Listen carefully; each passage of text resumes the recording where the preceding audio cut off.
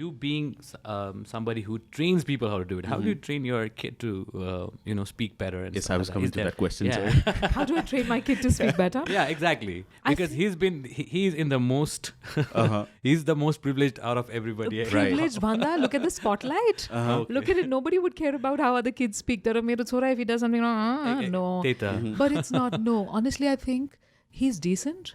His vocabulary is fabulous. At the age of 4, suddenly he's telling my mom, I think we should just camouflage that. And mom's like, wow. To use words like that, to be able to understand what they mean, to be able to express himself well is good. He has a huge problem in that he can't speak Hindi. He understands, I think, but he doesn't speak Hindi. Unfortunately, because we don't have that much Hindi at home. We speak mostly in English. And now, just so he understands Nepali, we try to speak in Nepali at home. So, because he has to do it for school, for assignments and all of that, right? So, my son doesn't understand Hindi very well. Having said that, I think one of the privileges I had was that my parents read a lot to me. They spoke, we communicated a lot. And that is what I'm trying to do with my child. I introduced him to his first novel just last week. We started with Famous Five. We're reading books. He discusses, he shares ideas with me. He's got his own way of looking at the world. And this is a novel that was written 120 years ago, maybe. So they're very conflicting, but it's very nice to hear what he says. I think one of the best things we can do for the next generation is allow them to speak, allow them to share, and ask tons and tons of questions. So as a mom, I'm always asking him, do you think you like yellow flowers or orange flowers? And then he'll say orange. And I'm going to be like, okay, why? So just the whys, just start conversations and allow them to speak. When he makes a grammatical error, I always do point it out to him. There are quite a few that he makes sometimes.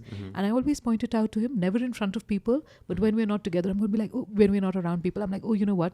You should say, I said you is wrong. I told you. So things like that. So I do try to iron out those creases, but it's going to take time and I'm okay with that. I think what's more important is for me to allow him to speak, for him to feel that my mom is a safe space and I can go and share anything at all with her without a filter, without a wall.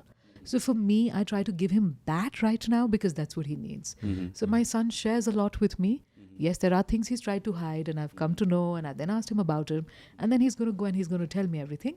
But I think starting conversations, I think just allowing them to express themselves at this age is the most important. And that's the fundamental.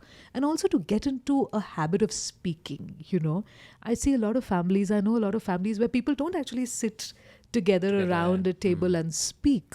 But I grew up having extended dinners. My dad, he'd come back and we'd all wait, we'd all have dinner together. And then the plates are gone, everything's done, but we're still at the table for the next 3 hours, just talking to one another. I think that really sets you off in the right way to communicating better because you feel safer to communicate. And I had a great role model to look up to as well. I think that would be the answer. So